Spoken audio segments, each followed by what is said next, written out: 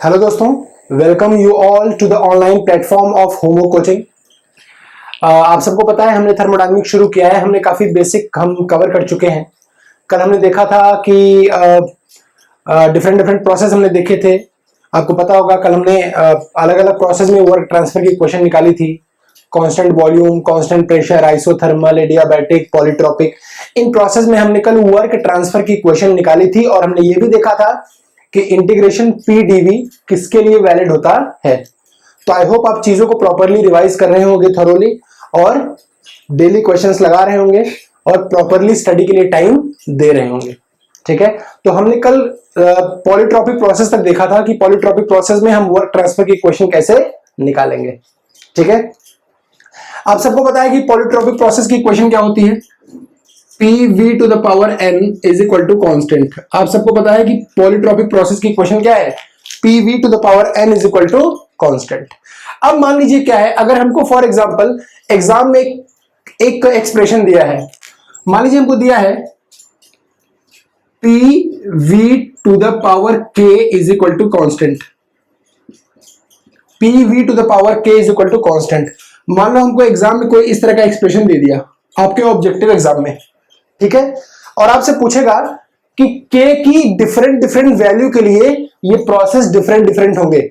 k की value जैसे जैसे अलग अलग होती जाएगी, प्रोसेस भी अलग अलग होते जाएंगे। ठीक है, आपसे फॉर एग्जांपल एग्जाम में पूछ लिया अगर k की वैल्यू 0 है तो कौन सा प्रोसेस है, k की वैल्यू 1 है तो कौन सा प्रोसेस है, k की वैल्यू इनफाइनाइट है तो कौन सा प्रोसेस है। ठीक है, तो ये बहुत बेसिक बेसिक चीजें हैं जो एग्जाम में पूछ लेते हैं। बिल्कुल मस्त होकर पढ़ाई करिए, टेंशन बिल्कुल ना लीजिए, एकदम फ्री होकर पढ़ाई करिए। ठीक है तो हम देखते हैं कि k की अलग अलग वैल्यू के लिए कौन कौन से प्रोसेस होंगे। वैल्यू ऑफ k, मैं दो टेबल बनाता हूं, एक तरफ लिखता हूं वैल्यू ऑफ k, इसको प्रॉपरली नोट करिएगा, बहुत इंपॉर्टेंट चीज है ये वैल्यू ऑफ k। और यहां पे मैं लिखूं टाइप्स ऑफ प्रोसेस या type of process, type of process. ठीक है, तो चलिए अगर मैं आपसे बोलूं कि k की वैल्यू मैं लिखता हूं 0, फिर 1, फिर n, फिर गामा, सॉरी k की वैल्यू लिखता हूं, ठीक है, 0, 1, n, फिर गामा और इनफाइनाइट। इतनी वैल्यू मैं k की लिखता हूं और आपसे पूछता हूं k की अलग अलग वैल्यू पे ये प्रोसेस कौन कौन से होंगे। अब आप ध्यान से समझिए, अगर k की वैल्यू 0 है तो मैं यहां क्या रखूंगा, PV टू द पावर 0। क्या रखूंगा, PV to the power 0 is equal to constant. और समथिंग टू द पावर 0, किसी भी चीज की पावर अगर 0 है तो उसकी वैल्यू कितनी होती है, 1। तो यहां पे क्या आ जाएगा, P is equal to constant, क्योंकि V टू द पावर 0 क्या हो जाएगा, 1, तो क्या आ जाएगा, P is equal to constant. तो ये कैसा प्रोसेस हो गया, constant pressure process, constant pressure process. इन सब वैल्यू को आप याद रखिएगा, एग्जाम में ये चीजें पूछ लेती हैं। आपको वैल्यू याद रखने की जरूरत ही नहीं है, आप सिर्फ इक्वेशन में k की वैल्यू रखते जाइए और आंसर निकालते जाइए। अगर आपसे कोई बोले k इज इक्वल टू 1 है तो क्या हो जाएगा, PV to the power 1 is equal to constant. k की जगह हमने 1 रख दिया, PV to the power 1 is equal to constant, तो क्या आ गया, PV is equal to constant, PV is equal to constant. और आपने कल ही देखा था PV is equal to constant किसकी क्वेश्चन है, आइसोथर्मल प्रोसेस की। किसकी क्वेश्चन है भैया, आइसोथर्मल प्रोसेस की। ठीक है, अगर k is equal to n हो गया, अगर k is equal to n हो गया तो इक्वेशन हो गई PV to the power n is equal to constant. k की जगह n रख दिया, PV to the power n is equal to constant. कौन सी क्वेश्चन हो गई, पॉलीट्रॉपिक।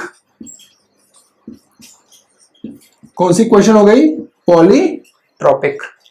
ठीक है, अगर k की वैल्यू गामा हो गई तो इक्वेशन क्या हो गया, PV to the power gamma is equal to constant.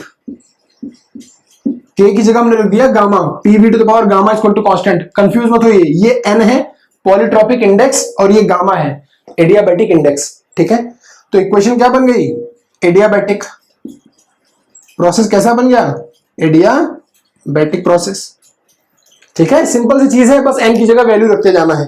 अब आप देखिए अगर n की वैल्यू इनफाइनाइट हो गई, इस चीज को ध्यान से समझिए, अगर n की वैल्यू इनफाइनाइट हो गई, if n is equal to infinite, equation क्या है, सॉरी, के की वैल्यू अगर इनफाइनाइट हो गई, अगर के की वैल्यू इनफाइनाइट हो गई तो प्रोसेस कैसा बनेगा, ध्यान से समझिए। इसको मैं क्या लिख सकता हूं, P V to the power K is equal to constant है, सी है, तो इसको मैं लिख सकता हूं v to the power k is equal to C by P, लिख सकता हूं। फिर v इज इक्वल टू क्या लिख सकता हूं, k इस तरफ चला जाएगा, क्या हो जाएगा, c by P to the power 1 by k, यही हो जाएगा। इधर पावर k है ना, इधर जाएगा तो क्या हो जाएगा 1 बाई k। अब k की जगह मैंने रख दिया इनफाइनाइट, तो c by P 1 by infinite, c by P to the power 1 by infinite, 1 by infinite क्या हो जाएगा, जीरो, क्या जाएगा, c by P to the power 0, इसकी वैल्यू क्या हो जाएगी 1, c by P to the power 0, किसी भी चीज की पावर 0 उसकी वैल्यू क्या हो जाती है 1, तो यहां v इज इक्वल टू क्या आ गया 1, और 1 क्या है, एक कांस्टेंट, 1 क्या है, एक कांस्टेंट। तो अगर आप k is equal to infinite रखोगे तो प्रोसेस क्या आ जाएगा, कांस्टेंट वॉल्यूम, कांस्टेंट वॉल्यूम। अब यहां पे लोग ये क्वेश्चन पूछ सकते हैं कि सर यहां v इज इक्वल टू 1 क्यों आया, सिर्फ 1 ही क्यों आया, और कोई वैल्यू क्यों नहीं आई। जैसे यहां पे हर जगह कांस्टेंट आ रहा था, यहां पे कांस्टेंट कांस्टेंट कांस्टेंट कांस्टेंट आ रहा था, यहां पे सिर्फ 1 क्यों आया, कांस्टेंट क्यों नहीं आया, और कोई कांस्टेंट क्यों नहीं आया, वो 2 क्यों नहीं आया, 1.4 क्यों नहीं आया, सिर्फ कांस्टेंट ही क्यों आया, सिर्फ 1 ही क्यों आया। इसको एक्सप्लेन करिए कि यहां पे v इज इक्वल टू सिर्फ 1 ही क्यों आया है। तो इसका आंसर बहुत सिंपल है, ये v इज इक्वल टू 1 इसलिए आया है क्योंकि इनफाइनाइट की कोई फिक्स वैल्यू नहीं होती। 1 बाई 5 करोड़ भी इनफाइनाइट है, 1 बाई 10 करोड़ भी इनफाइनाइट है, 1 बाई 50 करोड़ भी इनफाइनाइट है। तो अलग अलग वैल्यू रखोगे, अलग अलग कांस्टेंट आते जाएंगे। तो इनफाइनाइट की कोई वैल्यू फिक्स डिफाइंड नहीं है, ठीक है। तो ये प्रोसेस कैसा हो गया, कांस्टेंट वॉल्यूम प्रोसेस। और हमको याद क्या रखना है, बस सिंपल चीजें समझ लीजिए। हमको याद ये रखना है, इसको नोट कर लीजिएगा प्रॉपर, वीडियो को पॉज करके। और हमको याद ये करना है कि के की अलग अलग वैल्यू पे कौन कौन से प्रोसेस किस तरह के आएंगे। k is equal to 0 process constant pressure, k is equal to 1, k is equal to 1 process isothermal, k is equal to n process polytropic, k is equal to gamma process adiabatic, और k is equal to infinite रख दोगे इस equation में तो process आ जाएगा constant volume या isometric या isochoric process.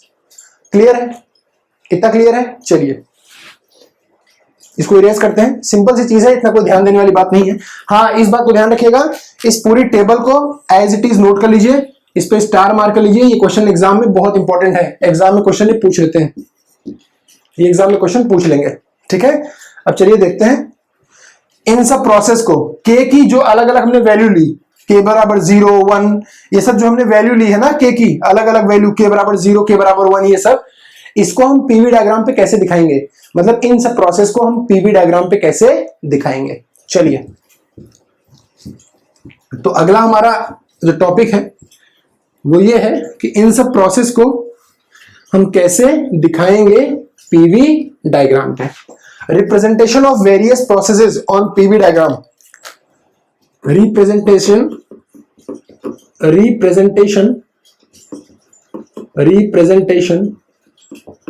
Of various processes, यही जो हमने अभी निकाले हैं के की अलग अलग वैल्यू के लिए, रिप्रेजेंटेशन ऑफ वेरियस प्रोसेसेस, उसको हम पीवी डायग्राम पे कैसे दिखाएंगे, ऑन पीवी प्लॉट या पीवी डायग्राम, ठीक है। समझिए, मैं पीवी का कर्व प्लॉट करता हूं, यहां पे एक पीवी का प्लॉट बनाता हूं, ध्यान से समझिए, प्रेशर वॉल्यूम डायग्राम का प्लॉट बनाता हूं, एक यहां बनाता हूं और एक यहां बनाता हूं। ये भी क्वेश्चन एग्जाम में पूछा है, आईईएस में क्वेश्चन पूछा है ऑब्जेक्टिव, तो ध्यान से समझिएगा। इन सब प्रोसेस को, मतलब के की अलग अलग वैल्यू के लिए जो हमारे पास प्रोसेस आ रहे हैं, हम उनको पीवी प्लॉट पे कैसे दिखाएंगे, यही हमको दिखाना है। क्लियर है। चलिए, तो हमने क्या किया, ध्यान से समझिए, हमने इस तरह का कर्व ड्रॉ किया। समझिए पहले क्या कर रहे हैं, उसके बाद मैं आपको एक्सप्लेन करता हूं। यहां पे क्या है, कौन सी चीज कांस्टेंट है, प्रेशर कांस्टेंट है। यहां पे क्या है, प्रेशर कांस्टेंट है। और प्रेशर कांस्टेंट कब आया था, जब के की वैल्यू क्या थी 0, के की वैल्यू 0 थी तो क्या आया था, प्रेशर कांस्टेंट। यहां पे क्या है, वॉल्यूम कांस्टेंट। वॉल्यूम कांस्टेंट जो आया था वो क्या आया था, K is equal to infinite की वैल्यू पे आया था। K is equal to infinite पे constant volume, K is equal to 0 पे कांस्टेंट प्रेशर। आप यहां चाहो तो लिख सकते हो प्रेशर कांस्टेंट है और यहां पे क्या है, वॉल्यूम कांस्टेंट है। ठीक है, 0 से इनफाइनाइट। अब इसी के बीच में हमको बाकी तीन ड्रॉ करने हैं। बाकी तीन का मतलब K is equal to 1, K is equal to N और K is equal to gamma, इन्हीं तीन के बीच में ड्रॉ करने हैं। तो आप ऐसा करो, तीन छोटे छोटे कर्व ड्रॉ कर लो, इस तरह से तीन कर्व ड्रॉ कर लो। बहुत आसान है, कुछ नहीं है इसमें, बहुत सिंपल है। इस तरह से तीन छोटे छोटे कर्व प्लॉट कर लो। अब यहां से जाओ, 0 से इनफाइनाइट जाना है ना, तो क्या हो जाएगा, this is K is equal to 1, this is K is equal to N and this is K is equal to gamma. K is equal to 0, 1, N, gamma, infinite. आपसे अगर पूछे कौन सा प्रोसेस है, प्रोसेस कैसा है, दो प्लॉट क्यों बनाए हो, तो ये प्रोसेस कैसा है, ध्यान से देखिए। अगर मैं इस तरफ चलूं, अगर मैं इस तरफ चलूं, यहां पे यहां पे यहां पे, अगर मैं इस तरफ चलूं तो क्या हो रहा है, ध्यान से समझिए। ये एरो किस तरफ है, इस तरफ। यहां पे क्या हो रहा है, प्रेशर इंक्रीज हो रहा है और वॉल्यूम डिक्रीज हो रहा है। प्रेशर इंक्रीज हो रहा है और वॉल्यूम डिक्रीज हो रहा है। तो आप मानिए ना मानिए, ये प्रोसेस कैसा है, कंप्रेशन। कैसा प्रोसेस है, कंप्रेशन। क्यों, क्योंकि इसमें प्रेशर इंक्रीज हो रहा है और वॉल्यूम डिक्रीज हो रहा है। प्रेशर इंक्रीज हो रहा है और वॉल्यूम डिक्रीज हो रहा है। यहां देखिए, pressure increase, pressure increase, pressure increase, volume decrease. और यहां पे क्या है, यहां पे कांस्टेंट प्रेशर पे कंप्रेशन हो रहा है। प्रेशर कांस्टेंट है, कंप्रेशन हो रहा है, मतलब वॉल्यूम डिक्रीज हो रहा है। यहां पे भी क्या हो रहा है, वॉल्यूम कांस्टेंट है लेकिन प्रेशर इंक्रीज हो रहा है। क्या है ये, कंप्रेशन प्रोसेस। ठीक है, तो हमने ये देख लिया, K इज इक्वल टू 0 से K is equal to infinite हमने कर्व प्लॉट किया है। तो हमने देख लिया K की अलग अलग वैल्यू के लिए हमने कंप्रेशन प्रोसेस ड्रॉ कर लिया। आप कंफ्यूज मत होइए, एक कंप्रेशन बनाना है, एक एक्सपेंशन बनाना है। कंप्रेशन में आपको यह ध्यान रखना है कि वॉल्यूम डिक्रीज होगा, प्रेशर इंक्रीज होगा। एक्सपेंशन में उल्टा होगा, वॉल्यूम इंक्रीज होगा, प्रेशर डिक्रीज होगा। तो आइए एक्सपेंशन का भी कर्व बना लेते हैं। एक्सपेंशन का भी कर्व बना लेते हैं। समझिए, हमको दोनों कर्व 0 से इनफाइनाइट के बीच में बनाना है। 0 से इनफाइनाइट के बीच में सारे प्रोसेस ड्रॉ करने हैं। अब आप डिसाइड करिए 0 कौन सा है, इनफाइनाइट कौन सा है। यहां पे क्या है, वॉल्यूम कांस्टेंट, तो ये क्या है, K is equal to infinite. यहां पे क्या है, प्रेशर कांस्टेंट, ये क्या है, K is equal to 0। Clear. अब क्या करना है, तीन कर्व बनाने हैं। एक्सपेंशन इस तरह से बनाओ, फिर इस तरह से बना लो। एक्सपेंशन तो आप ड्रॉ करना जानते ही होंगे, प्रेशर को डिक्रीज करना है, वॉल्यूम को इंक्रीज करना है। अब देखिए, यहां पे आप चलिए, एरो इस तरफ है, एरो इस तरफ है, तो यहां वॉल्यूम इंक्रीज और प्रेशर डिक्रीज। तो ये 0 है, ये K इज इक्वल टू 1 है, ये K is equal to N है, ये K is equal to gamma है और ये K is equal to infinite है। आप आराम से नाम लिख सकते हो। जो K is equal to infinite है वो कौन सा प्रोसेस है, constant volume process. K is equal to 0 कैसा प्रोसेस है, constant pressure. K is equal to 1 क्या है, isothermal. K is equal to N क्या है, पॉलीट्रोपिक। और K is equal to gamma क्या है, एडियाबैटिक। ठीक है, ऐसे आप यहां पे भी कर सकते हो। ये क्या है, K is equal to gamma, ये क्या है, adiabatic. This is what, adiabatic. ये K is equal to N तो क्या है, पॉलीट्रोपिक। ये K इज इक्वल टू 1 क्या है, आइसोथर्मल। ठीक है, अब यहां पे देखिए, इन तीनों में तो आपने ड्रॉ कर लिया कि K is equal to 1, N और गामा के लिए। इधर चल रहे हैं, वॉल्यूम इंक्रीज है, प्रेशर डिक्रीज है, मतलब क्या है, एक्सपेंशन। क्या है ये, एक्सपेंशन। एक्सपेंशन आपसे कोई पूछेगा क्यों, आप बोलोगे क्यों, क्योंकि प्रेशर डिक्रीज है और वॉल्यूम क्या है, इंक्रीज। ठीक है, सिंपल सी चीज है। अब इन दोनों के लिए देख लेते हैं, यहां पे और यहां पे। ये कैसा प्रोसेस है, constant volume. Constant volume, volume तो कांस्टेंट है। अब एक्सपेंशन है तो प्रेशर क्या होगा, डिक्रीज, तो हम नीचे की तरफ आएंगे। ये क्या है, कांस्टेंट प्रेशर, एक्सपेंशन प्रोसेस है। कांस्टेंट प्रेशर पे एक्सपेंशन हो रहा है तो वॉल्यूम क्या होगा, इंक्रीज। तो एरो इस तरफ बना दिया। ये क्या है, एक्सपेंशन के लिए, ये क्या है, कंप्रेशन के लिए। आपसे एग्जाम में क्वेश्चन कैसे पूछेगा पता है, आपसे एग्जाम में या तो ये पूरा कर्व दे देगा या तो ये पूरा कर्व दे देगा। फॉर एग्जांपल मैं आपको एक क्वेश्चन दिखा देता हूं, आपसे एग्जाम में क्वेश्चन पूछ लेगा। फॉर एग्जांपल मैं आपको बताता हूं, आपसे एग्जाम में क्वेश्चन पूछ लेगा कि आपको एक इस तरह का कर्व दिया है, आपको एक इस तरह का कर्व दिया हुआ है, ध्यान से समझिए, आपको एक इस तरह का कर्व दिया हुआ है। इसमें पूछ देगा ये ए है, ये बी है, सी है, डी है और ई है, A B C D E. आप बताओगे इसमें कि इसमें आपसे पूछ लेगा कि इसमें से कौन सा कर्व आइसोथर्मल है, इसमें से कौन सा कर्व आइसोथर्मल है। कैसे बताओगे आइसोथर्मल, पहले पता होना चाहिए ना कि नेचर कैसे बनेगा कर्व का। ये इस तरफ बनेगा कंप्रेशन, ये इस तरफ बनेगा एक्सपेंशन। ये क्या दिया हुआ है आपको, एक्सपेंशन, एक्सपेंशन दिया है तो आपको निकालना है आइसोथर्मल। बताइए आइसोथर्मल क्या होगा, K is equal to 0 1 n gamma infinite. तो ये क्या है, C को देखिए, C इज इक्वल, C में क्या है, K इज इक्वल टू 1, तो कैसा प्रोसेस है, आइसोथर्मल। तो आपसे ऐसे ही क्वेश्चन एग्जाम में पूछ लेते हैं, ठीक है। चलिए इसको नोट कर लीजिए, चीजों को हम इरेज करते हैं। तो ये बेसिक बेसिक क्वेश्चन है, बहुत इंपॉर्टेंट है और बहुत छोटे कंसेप्ट हैं, इतना एक्सप्लेन करने की कोई जरूरत नहीं है। आप इसको प्यार से नोट करिए, बस मैथ लगानी है हाई स्कूल लेवल की, 6th लेवल की। के को 0 1 n गामा इनफाइनाइट रखना है, 6th लेवल की मैथ लगानी है और आंसर निकाल लेना है।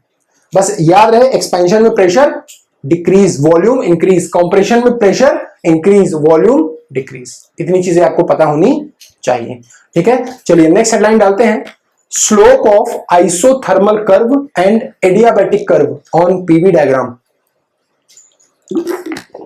और ध्यान रखिएगा ये बहुत इंपॉर्टेंट टॉपिक है, बहुत ही इंपॉर्टेंट टॉपिक है। हम पढ़ेंगे slope, slope of isothermal, slope of isothermal and adiabatic,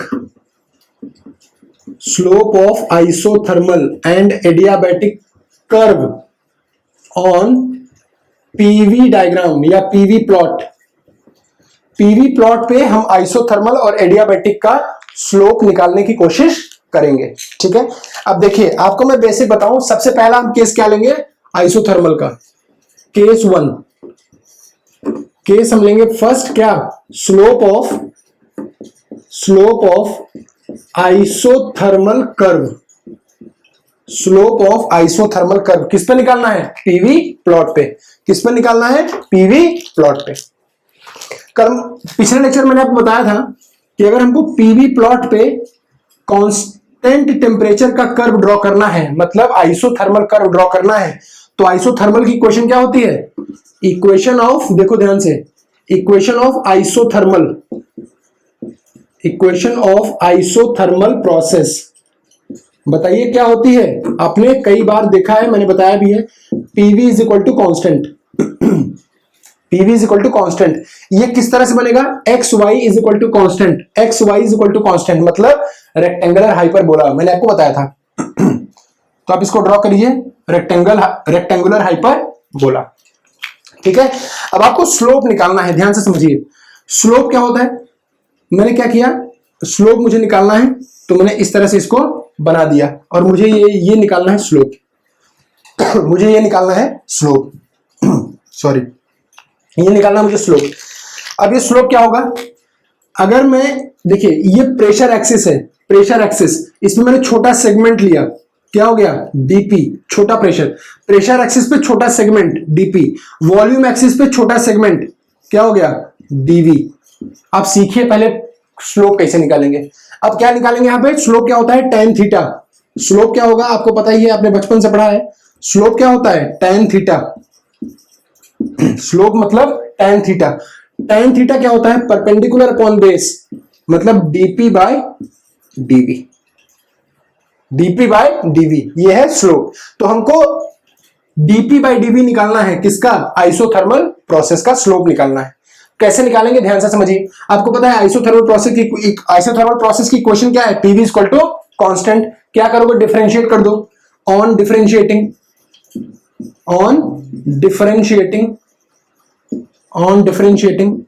क्या आ जाएगा, देखिए, first function into differentiation of second plus second into differentiation of first is equal to differentiation of constant is equal to 0।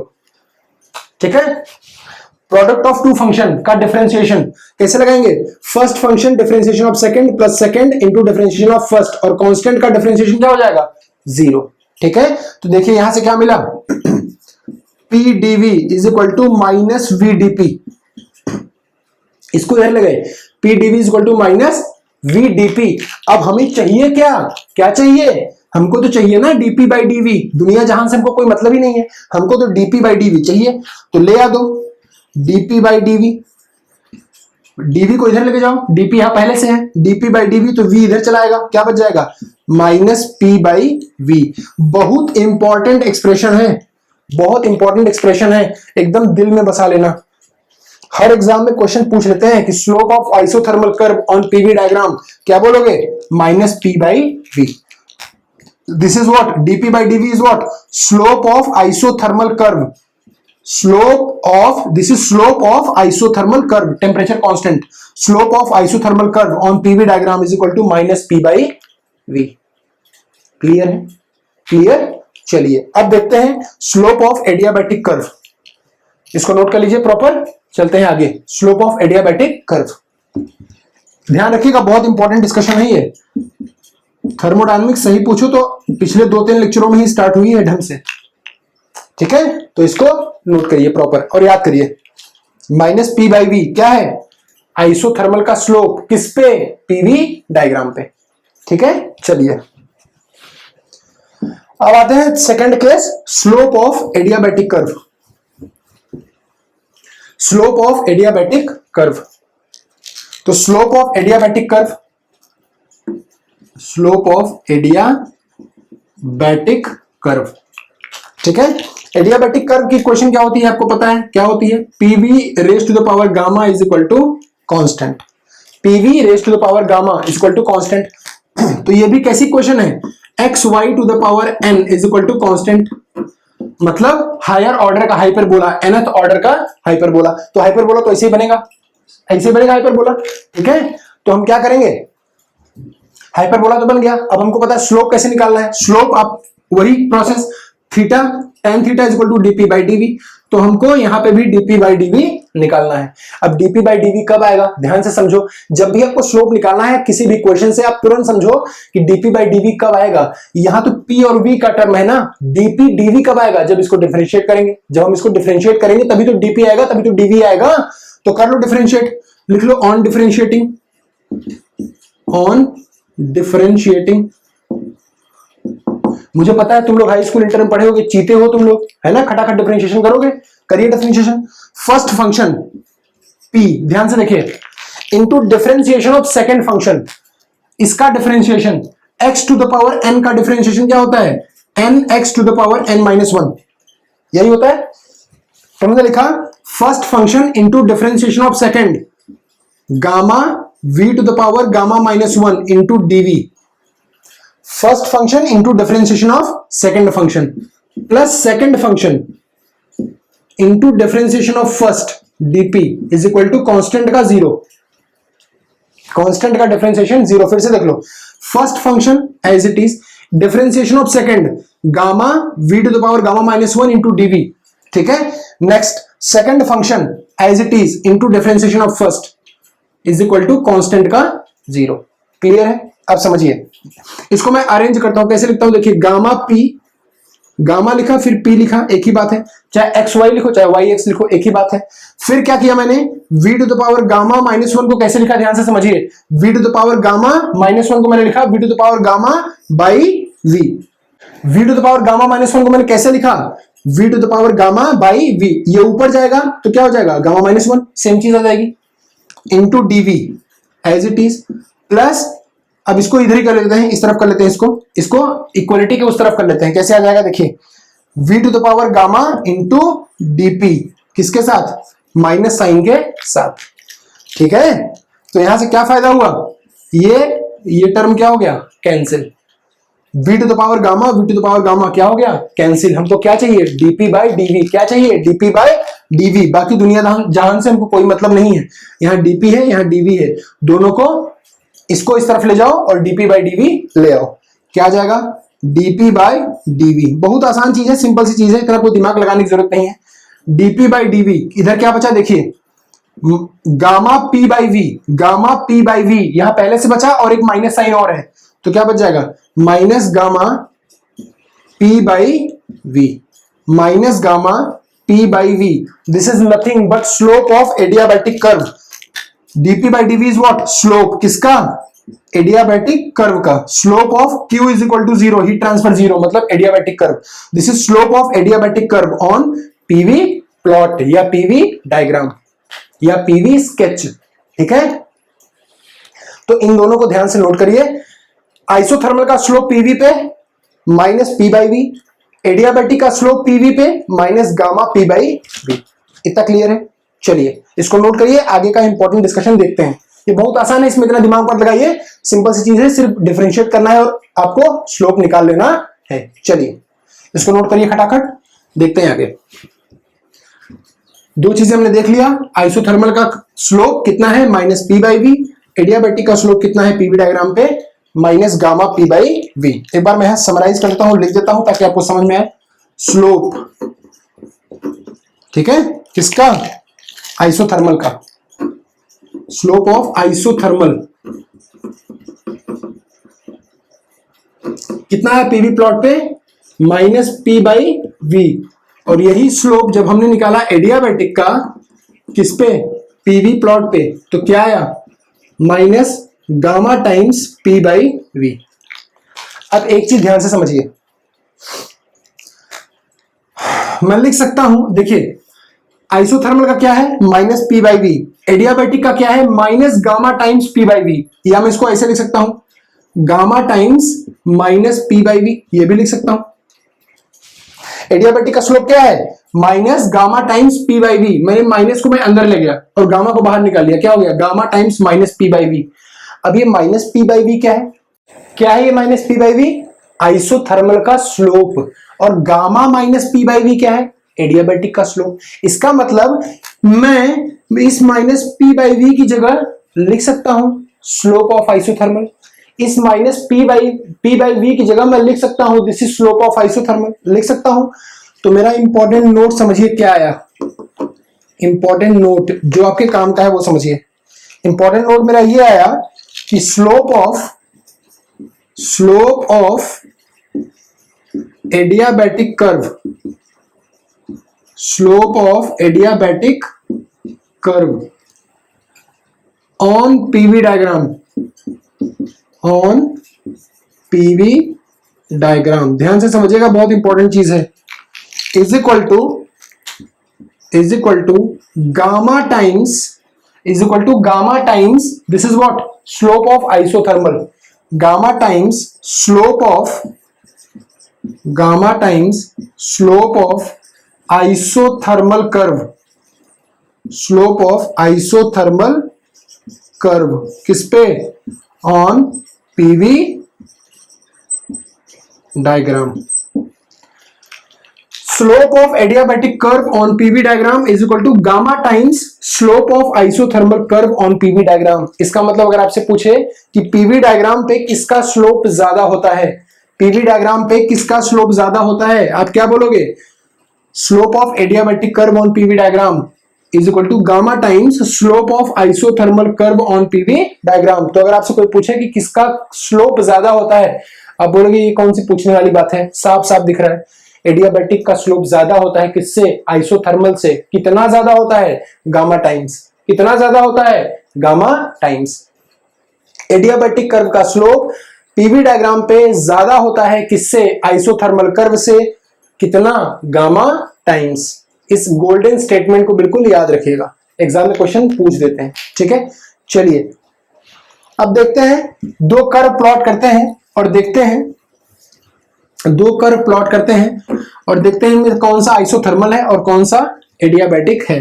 अच्छा, अगर मैं आपसे पूछूं इसको मैथमेटिकली एक्सप्रेशन के फॉर्म में लिखो, मैथमेटिकल एक्सप्रेशन लिखिए, आप क्या लिखेंगे, डीपी बाय डीवी किसका, एडियाबैटिक का, डीपी बाई डीवी किसका, एडियाबैटिक का, gamma times dP by dV किसका, आइसोथर्मल का, यही तो है।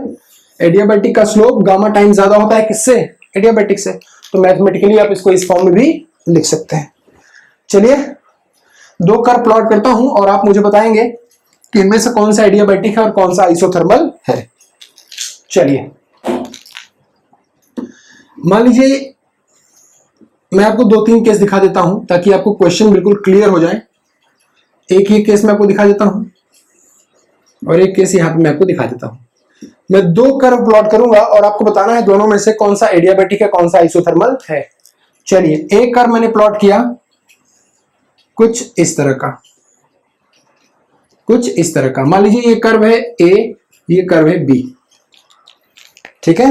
फिर एक कर्व मैंने प्लॉट किया कुछ इस तरह का,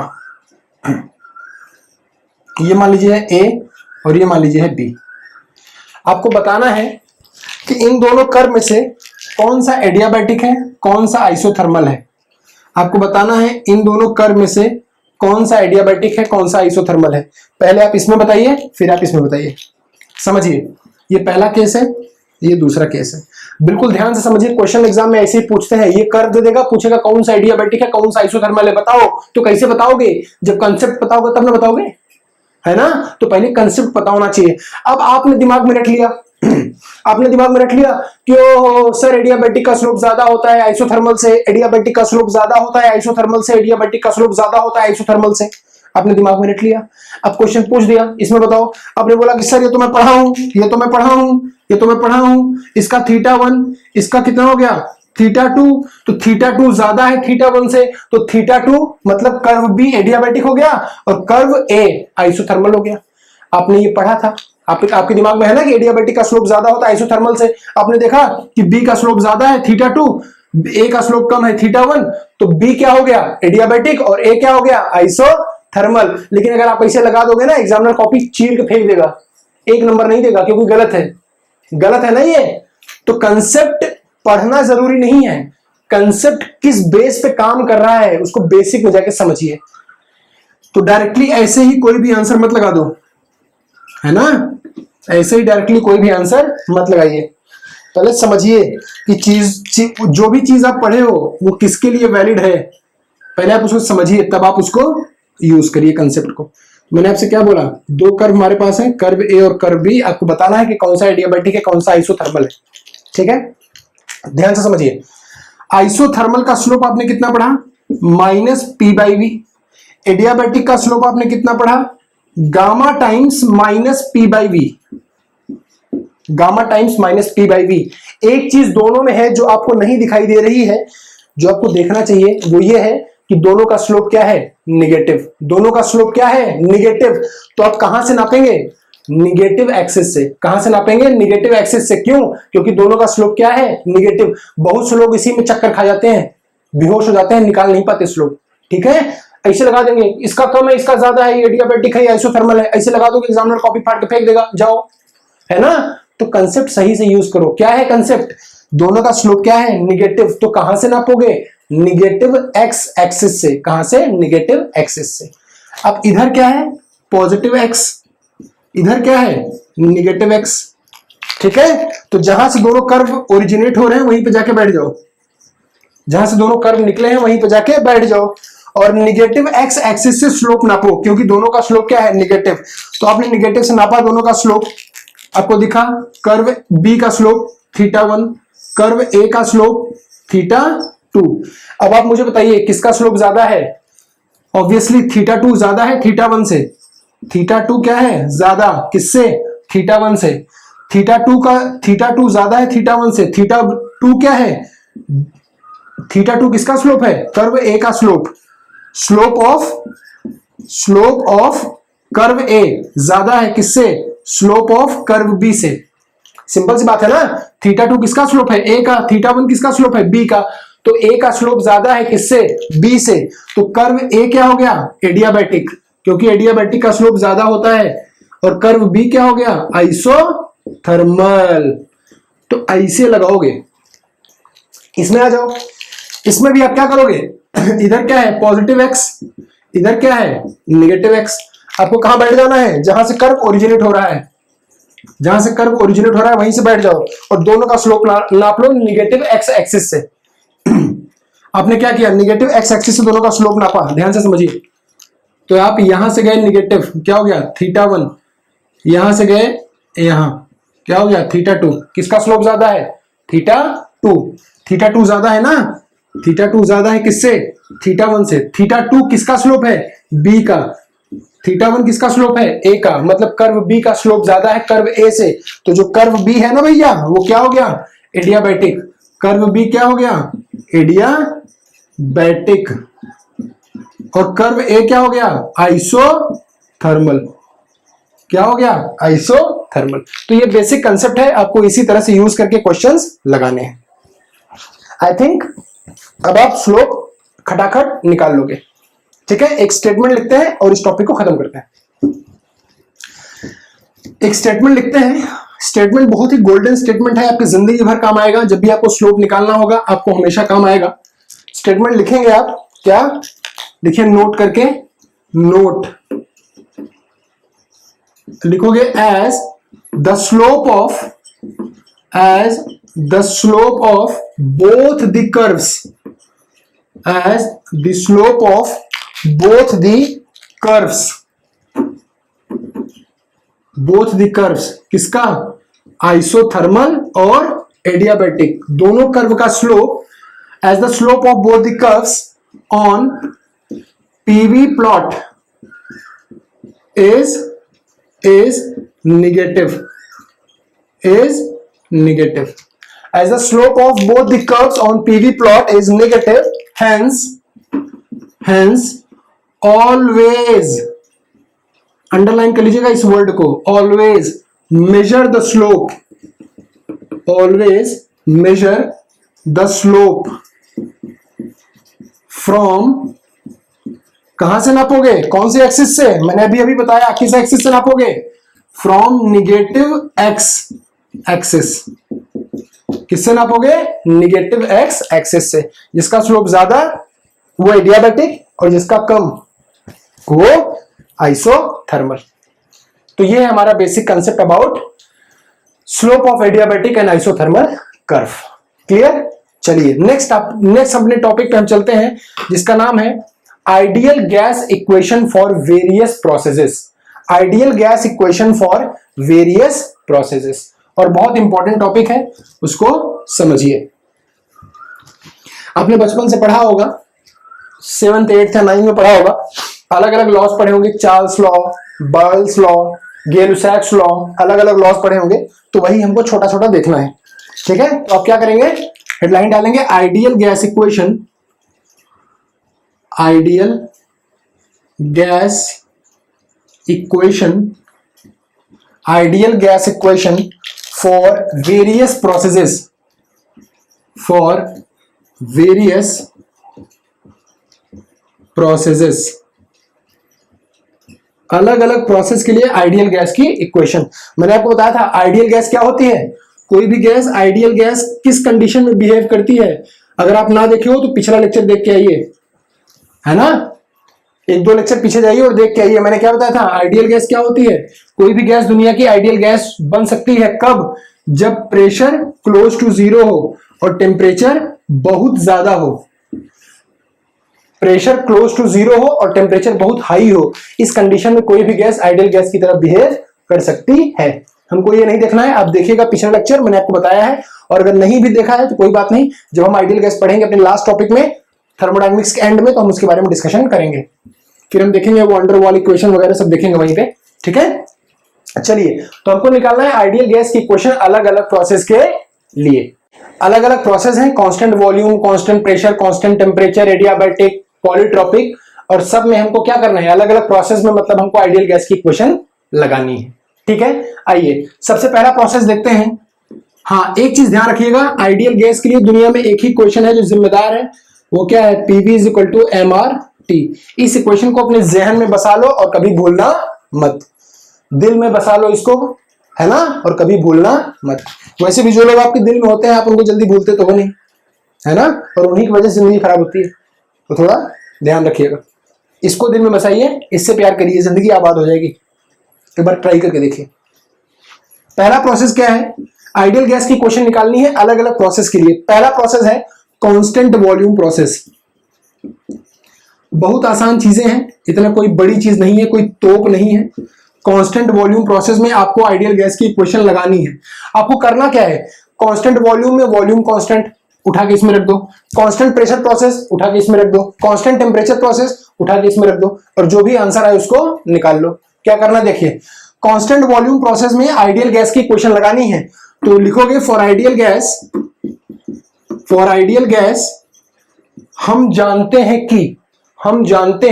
कि क्या जानते हैं, for ideal gas PV is equal to m R T, है ना। कुछ अजम्पशन ऐसे होते हैं ना जो आदमी दिमाग में फिट किए रहता है, हर चीज में लगा देता है। जैसे अगर आपने बीटेक का एग्जाम दिया होगा सेमेस्टर का, तो कोई भी क्वेश्चन पूछे सोम में कोई भी क्वेश्चन पूछे, आप अजम्पशन लिख देते थे। क्या एक अजम्पशन आपका फिक्स था लिखना, क्या the material is homogeneous and isotropic, यही करते थे ना। और पता नहीं है ना होमोजीनियस आइसोट्रोपिक क्या होता है, बीटेक में नहीं पता था, लेकिन लगा देना है, लिख देना है कि material is homogeneous and isotropic. तो ऐसा मत करो, जो अजम्पशन जिसके लिए है उसके लिए यूज करिए। तो आपने यहां लिखा कि हम जानते हैं क्या, कि PV is equal to m R T. अब यहां पे क्या है, वॉल्यूम कांस्टेंट, वॉल्यूम क्या है, कांस्टेंट। तो क्या बचा, अब देखिए वॉल्यूम क्या हो गया, कांस्टेंट। आइडियल गैस का मास क्या है, कांस्टेंट। कैरेक्टरिस्टिक गैस कांस्टेंट भी क्या है, कांस्टेंट। तो क्या बचा, pressure is directly proportional to temperature, pressure is directly proportional to temperature.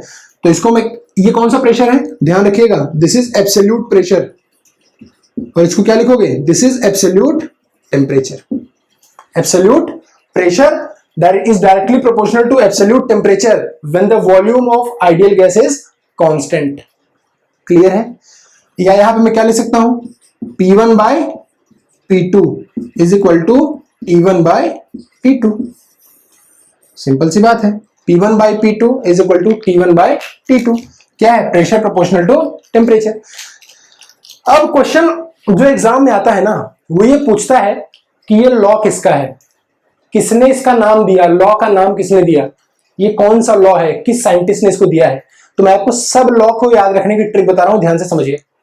इसमें क्या है, वॉल्यूम कांस्टेंट। जब भी आइडियल गैस की बात आए, वॉल्यूम कांस्टेंट है ना। आप एक चीज ध्यान रखिएगा, आपको पता है सुप्रीम कोर्ट ने हमारे क्या बोला है, कि समाज में हर लोगों को स्थान दो, चाहे वो गेज हो, चाहे लेस्बियन हो, चाहे होमोसेक्सुअल हो, जितने भी हैं सबको बराबर का दर्जा दो, बोला गया है ना, राइट टू इक्वालिटी, सबको बराबर का दर्जा दो।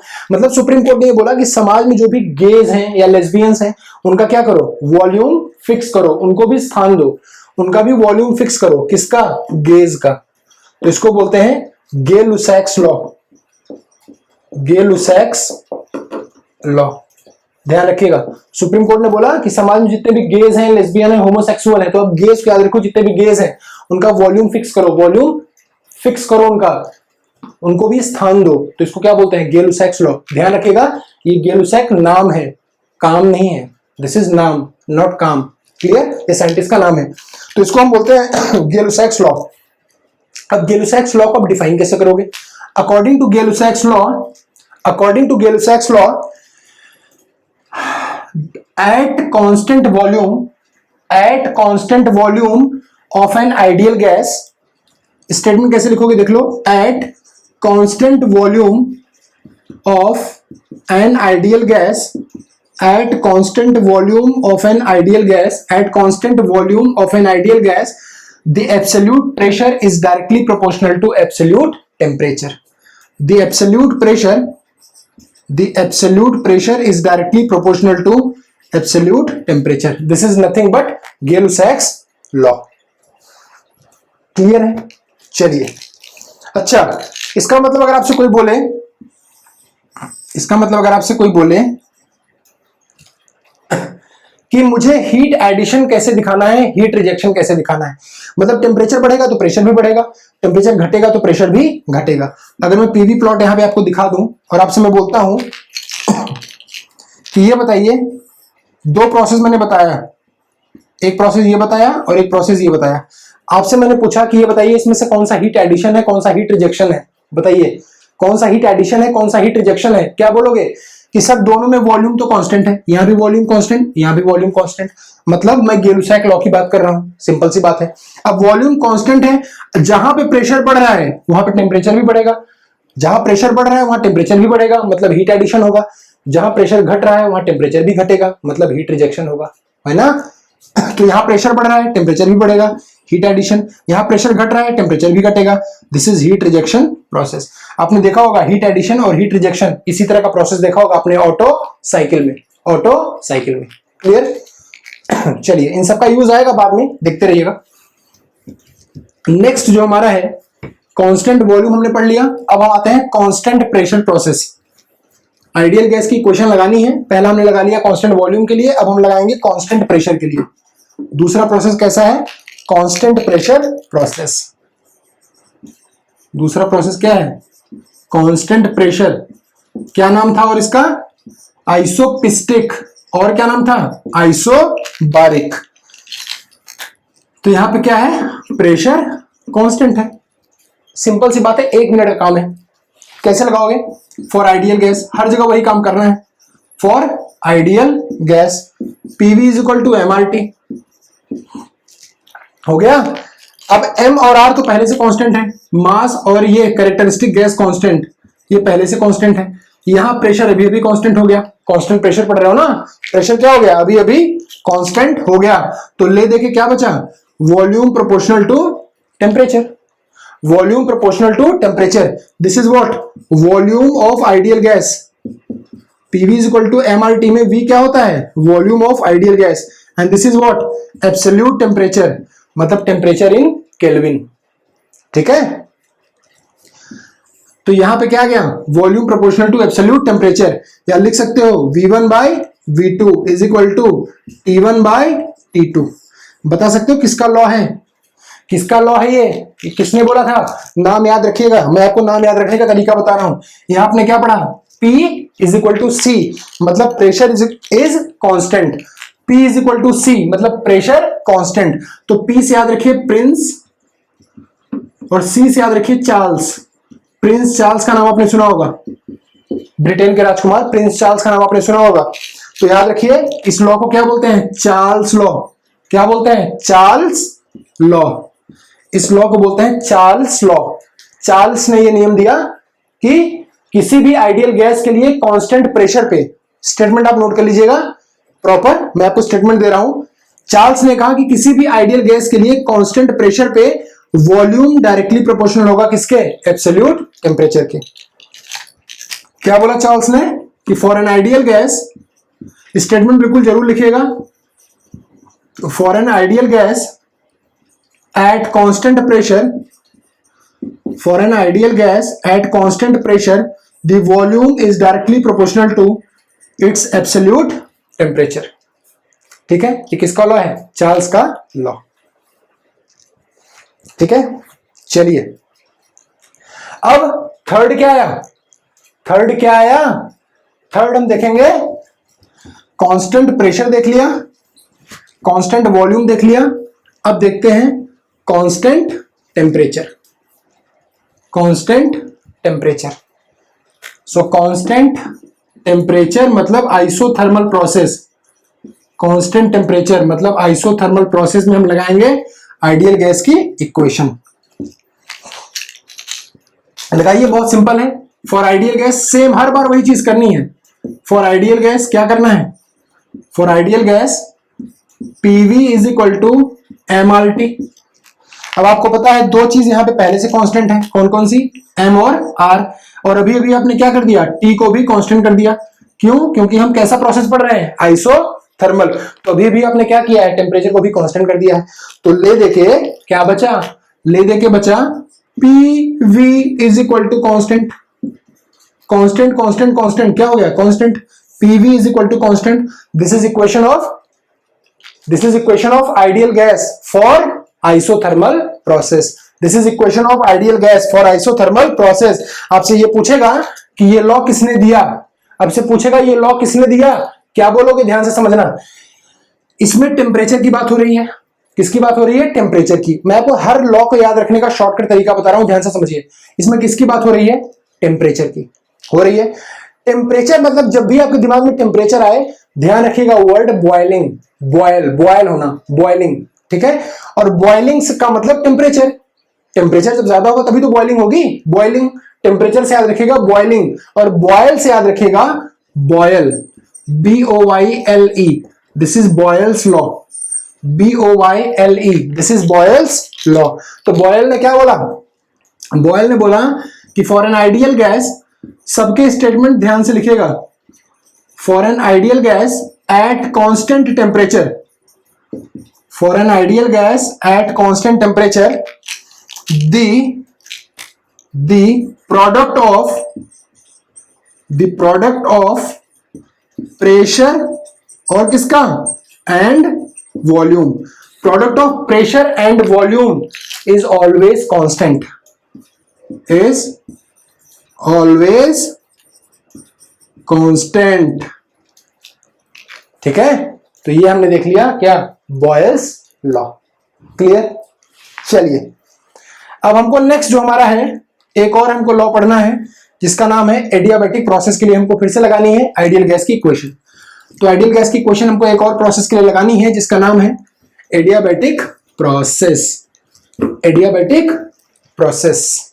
तो नेक्स्ट हमको क्या बताना है, आइडियल गैस की इक्वेशन लगानी है एडियाबैटिक प्रोसेस में। बहुत ध्यान से समझिएगा, सबसे ज्यादा इंपॉर्टेंट यही वाला डिस्कशन है। एडियाबैटिक प्रोसेस की, एडियाबैटिक प्रोसेस में हमको आइडियल गैस की इक्वेशन लगानी है। तो चौथा क्या है, ideal gas equation for adiabatic process, ideal gas equation for adiabatic process. आपको पता है एडियाबैटिक प्रोसेस में heat transfer from the system and to the system क्या होता है, जीरो। सिस्टम से बाहर ना हीट जाती है ना सिस्टम के अंदर हीट आती है। इस एडियाबैटिक प्रोसेस के बारे में मैं आपको इतनी प्यारी प्यारी चीजें बताऊंगा ना सेकंड लॉ ऑफ थर्मोडायनेमिक्स में, कि आप देखते रह जाओगे, आपको बिलीव नहीं होगा कि एडियाबैटिक सिस्टम ऐसा भी होता है, ठीक है। तो थोड़ा वेट कीजिए। चलिए एडियाबैटिक प्रोसेस में आइडियल गैस की इक्वेशन लगानी है। अब एडियाबैटिक प्रोसेस की इक्वेशन क्या होती है, PV to the power gamma is equal to constant, PV to the power gamma is equal to C लिख दिया, C मतलब कॉन्स्टेंट।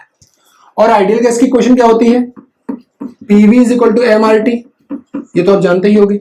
दो इक्वेशन लगानी है ना, एक तो एडियाबैटिक प्रोसेस की, और किसके लिए लगा रहे हो, आइडियल गैस के लिए। तो आइडियल गैस की इक्वेशन क्या होगी, PV is equal to MRT।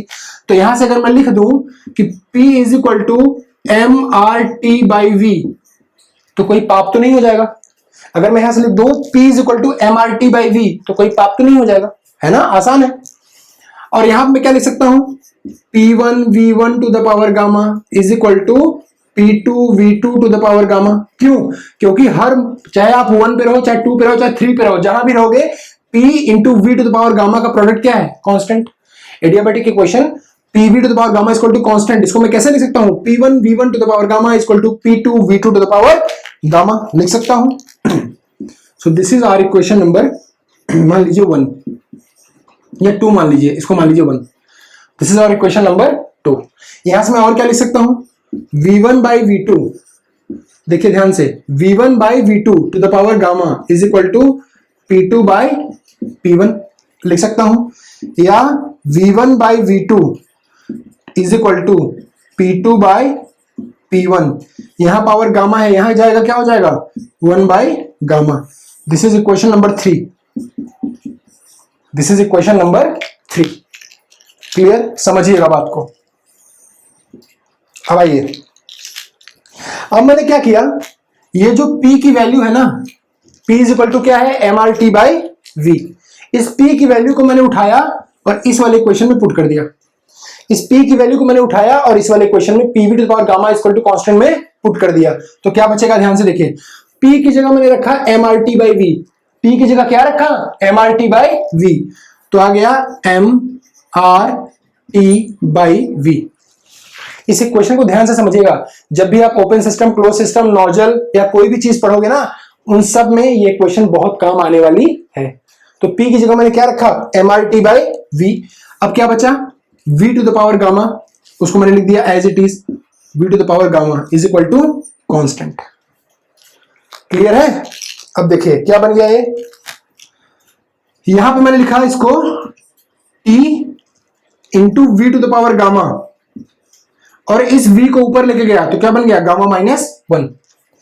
v to the power gamma by v क्या हो गया, v to the power gamma minus 1 into T पहले से है, इज इक्वल टू मैंने लिख दिया c by m R, m R को इस तरफ ले गया, c by m R, c भी कांस्टेंट है, m भी कांस्टेंट है, r भी कांस्टेंट है, ये क्या हो जाएगा, एक बड़ा सा कांस्टेंट। कांस्टेंट बाई कांस्टेंट क्या हो जाएगा, कांस्टेंट, है ना। ये भी कांस्टेंट, ये भी कांस्टेंट और ये भी कांस्टेंट, तो कांस्टेंट बाई कांस्टेंट क्या हो जाएगा, कांस्टेंट। क्लियर है। चलिए तो क्या गया, T V to the power gamma minus 1 is equal to constant, T V to the power gamma minus 1 is equal to constant, या मैं लिख सकता हूं T1 V1 to the power gamma minus 1 is equal to T2 V2 to the power gamma minus 1। This is your equation number 4, this is your equation number 4। ठीक है, अब ध्यान से समझिए, यहां से अगर मैं यहां से भी निकाल लूं V1 बाई V2 तो क्या आ जाएगा, ध्यान से समझिए, V1 by V2, V1 by V2 to the power gamma minus 1, V1 by V2 to the power gamma minus 1 is equal to T2 by T1। ठीक है, या अगर मैं इस गामा माइनस 1 को इस तरफ लेके जाऊं तो क्या हो जाएगा, V1 by V2 is equal to T2 by T1 to the power 1 by gamma minus 1, यही हो जाएगा। यहां पे क्या था, गामा माइनस 1 इस तरफ गया, क्या हो गया, 1 बाई गामा माइनस 1। ठीक है, ये क्वेश्चन हो गई आपकी question number 5। This is your equation number 5। अब ध्यान से देखिए, अब लिखिए आप from equation 3 and equation 5, from equation 3 and equation 5, equation 3 और इक्वेशन 5 को कंपेयर करिए। फ्रॉम इक्वेशन, ध्यान से समझिए मैं कंपेयर क्यों कर रहा हूं, 3 and 5, equation number 3 equation number 5 क्यों कंपेयर कर रहा हूं, ध्यान से समझिए, क्योंकि इसमें भी V1 बाई V2 है और इसमें भी V1 बाई V2 है, तो दोनों को मैं इक्वेट कर दूं, क्या आ जाएगा, V1 बाई V2 बराबर इसके, यहां V1 बाई V2 बराबर इसके, इसका मतलब ये वाला टर्म इसके बराबर है ना, दोनों को आपस में मैंने कंपेयर कर दिया, क्या आ गया, फ्रॉम इक्वेशन नंबर 3 एंड 5 क्या आ गया, T2 by T1 to the power 1 by gamma minus 1 is equal to P2 by P1 to the power 1 by gamma, यही आ गया। देखिए ये बराबर है इसके और ये बराबर है इसके, V1 बाई V2 बराबर इसके, V1 बाई V2 बराबर इसके, दोनों कंपेयर कर दीजिए, मतलब ये बराबर इसके हो गया। ठीक है, तो क्या आ जाएगा यहां से, ध्यान से समझिए, T2 बाई T1। ये इक्वेशन बहुत पावरफुल इक्वेशन है, ये वाली बहुत पावरफुल इक्वेशन, हर जगह यूज होगी, पूरे थर्मोडायनेमिक्स, पूरे आईसी इंजन, पूरे पावर प्लांट, हर जगह, बिना इसके 1 इंच नहीं हिल पाओगे। बहुत इंपॉर्टेंट इक्वेशन है, बिना इसके 1 इंच नहीं हिल पाओगे। So this equation is going to be very very important.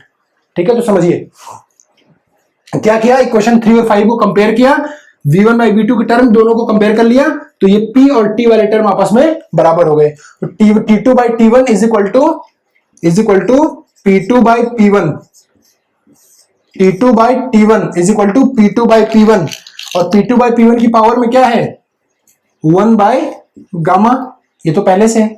अब ये गामा माइनस 1 इधर 1 अपॉन में है, इधर जाएगा तो क्या हो जाएगा, ऊपर आ जाएगा, तो क्या लिख सकते हैं इसको, gamma minus 1 by gamma. T2 by T1 is equal to P2 by P1 to the power gamma minus 1 by gamma. अब ध्यान से समझिए, this is very important equation, this is very very important equation. I am going to put 5 star over here, I am going to put 5 star over here because this equation is very important, very critical equation, remember it, इस equation को ध्यान रखिएगा। अब देखिए equation, ये वाली equation 6 मान लीजिए इसको, this equation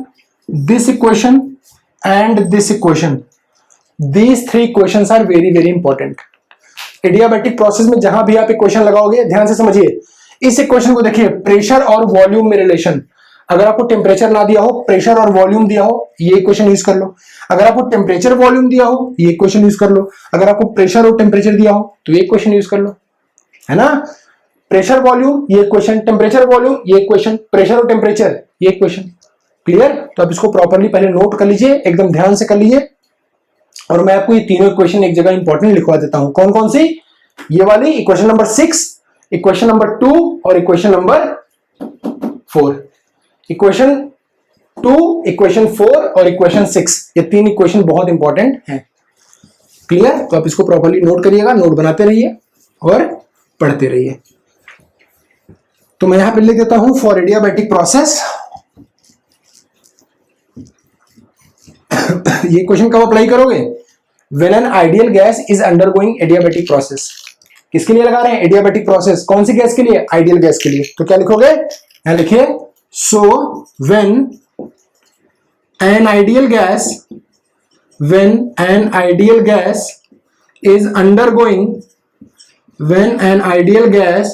is undergoing adiabatic process,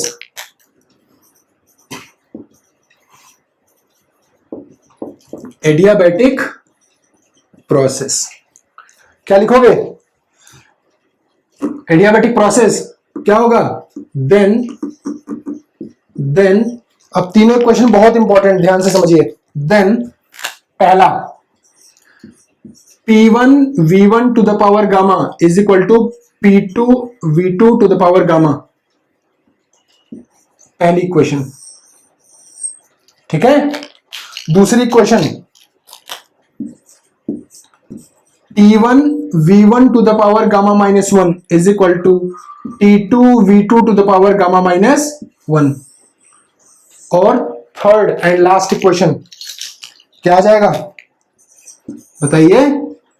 T2 by T1 is equal to P2 by P1 to the power gamma minus 1 by gamma, to the power gamma minus 1 by gamma.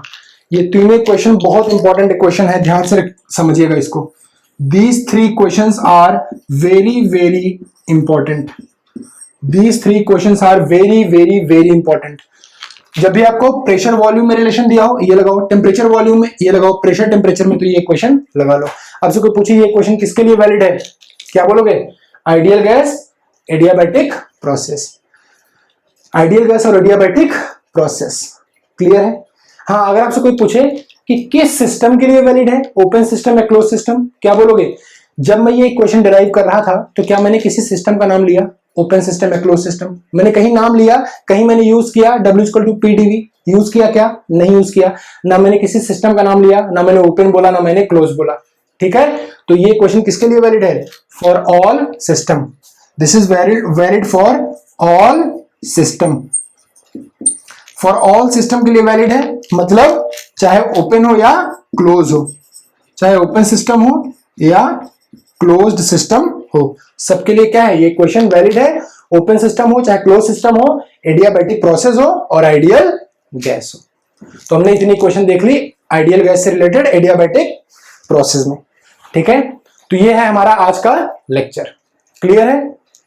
ये है हमारा आज का लेक्चर। आज के लेक्चर में हमने देखा, हमने क्या क्या निकाला आज के लेक्चर में। हमने सबसे पहले देखा PV to the power k equal to constant पे k की अलग अलग वैल्यू के लिए कौन कौन से प्रोसेस बनेंगे। एग्जाम में बहुत इंपॉर्टेंट क्वेश्चन यहां से पूछते हैं। फिर हमने उन प्रोसेस को पीवी प्लॉट पे ड्रॉ किया, ठीक है। फिर हमने आइसोथर्मल एडियाबैटिक का स्लोप निकाला। फिर हमने ये देखा कि एडियाबैटिक का स्लोप ज्यादा था आइसोथर्मल से, कितना ज्यादा? गामा टाइम्स ज्यादा था। कहां से नापना है? निगेटिव एक्स एक्सिस से। कहां से? निगेटिव एक्स एक्सिस से। फिर हमने क्या किया? आइडियल गैस की इक्वेशन लगाई सारे प्रोसेस के लिए, और ये देखा कि आइडियल गैस की इक्वेशन जब हम कांस्टेंट वॉल्यूम में लगाएंगे तो कौन सा लॉ? गै-लुसैक। कांस्टेंट प्रेशर में लगाएंगे P = C, Prince Charles law.